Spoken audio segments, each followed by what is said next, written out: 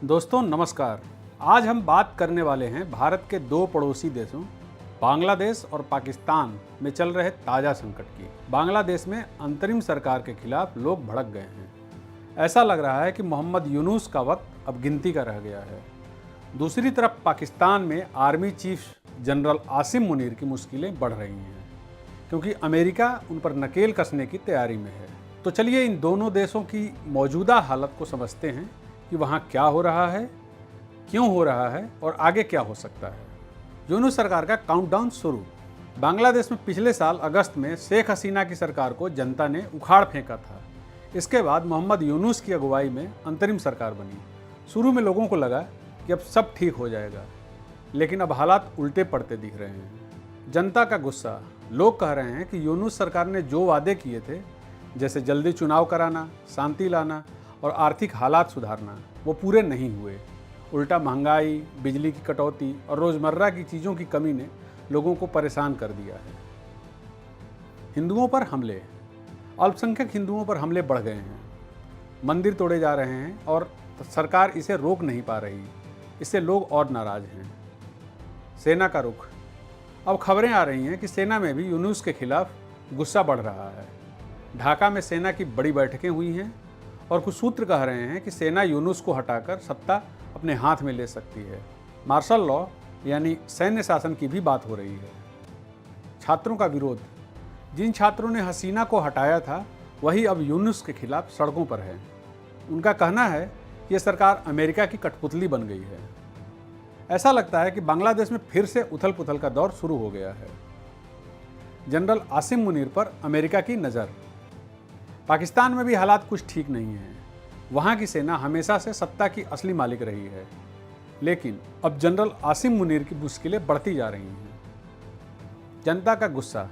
पाकिस्तान में महंगाई और गरीबी ने लोगों का जीना मुहाल कर दिया है।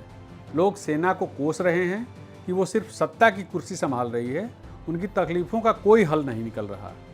बलूचिस्तान और खैबर पख्तूनख्वा में आतंकी हमले बढ़ गए हैं और लोग सवाल कर रहे हैं कि सेना हमें बचाएगी या सिर्फ डराएगी। अमेरिका का दबाव। अब खबर है कि अमेरिका जनरल मुनीर को घेरने की तैयारी में है। हाल ही में अमेरिकी कांग्रेस में एक बिल पेश हुआ जिसमें मुनीर पर इमरान खान और उनकी पार्टी पीटीआई के खिलाफ सख्ती करने का आरोप है। अगर ये बिल पास हुआ तो मुनीर पर प्रतिबंध लग सकते हैं। सेना बनाम जनता। इमरान खान के समर्थक सेना के खिलाफ सड़कों पर हैं।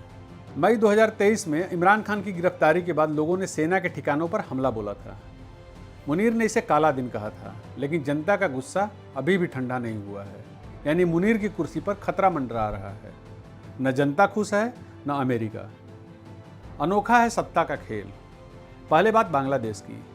मोहम्मद यूनुस को शांति का नोबेल पुरस्कार मिला था, लेकिन अब लोग उन्हें अशांति का कारण कह रहे हैं। दूसरी तरफ पाकिस्तान।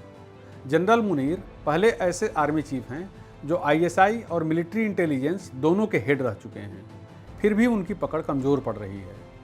दोनों मुल्कों का कनेक्शन। बांग्लादेश और पाकिस्तान कभी एक देश थे। 1971 में अलग हुए, लेकिन आज दोनों संकट से जूझ रहे हैं। ये हालात बताते हैं कि सत्ता का खेल कितना अनोखा हो सकता है। भारत के लिए क्या मायने। बांग्लादेश और पाकिस्तान दोनों ही भारत के पड़ोसी हैं, तो इनका संकट हमारे लिए भी अहम है। अगर बांग्लादेश में सेना सत्ता अपने हाथ में लेती है या स्थिरता बढ़ती है तो भारत में शरणार्थियों का दबाव बढ़ सकता है। साथ ही बांग्लादेश का पाकिस्तान और चीन के करीब जाना भारत के लिए चिंता की बात है। दूसरी तरफ अगर अमेरिका मुनीर पर सख्ती करता है तो पाकिस्तान भारत के खिलाफ और उग्र हो सकता है। सरहद पर तनाव का खतरा बढ़ने का अंदेशा है। यानी भारत को दोनों तरफ नज़र रखनी होगी। अब आगे क्या। अगर बांग्लादेश में सेना ने यूनुस को हटाया तो सैन्य शासन आ सकता है या फिर छात्रों का आंदोलन और बड़ा हो सकता है। पाकिस्तान में मुनीर पर अमेरिकी दबाव बढ़ा तो वो या तो पीछे हटेंगे या जनता के खिलाफ और सख्ती करेंगे। इस पूरे एपिसोड में इमरान खान का रोल भी अहम होगा। दोनों देशों का भविष्य अभी अनिश्चित है, लेकिन कुछ बड़ा होने वाला है, ये पक्का है। तो दोस्तों, बांग्लादेश और पाकिस्तान की ये हालत दिखाती है कि सत्ता और जनता का रिश्ता कितना नाजुक होता है। एक तरफ यूनुस की कुर्सी डगमगा रही है तो दूसरी तरफ मुनीर पर दबाव बढ़ रहा है। अगर आपको ये रिपोर्ट पसंद आए तो वीडियो को लाइक करें, अपने दोस्तों के साथ शेयर करें और चैनल को सब्सक्राइब कर लें। कमेंट में ज़रूर बताएं कि आपके हिसाब से इन देशों का अगला कदम क्या होगा। क्या भारत को इन संकटों में दखल देना चाहिए? अगले वीडियो में फिर मिलते हैं। शुक्रिया।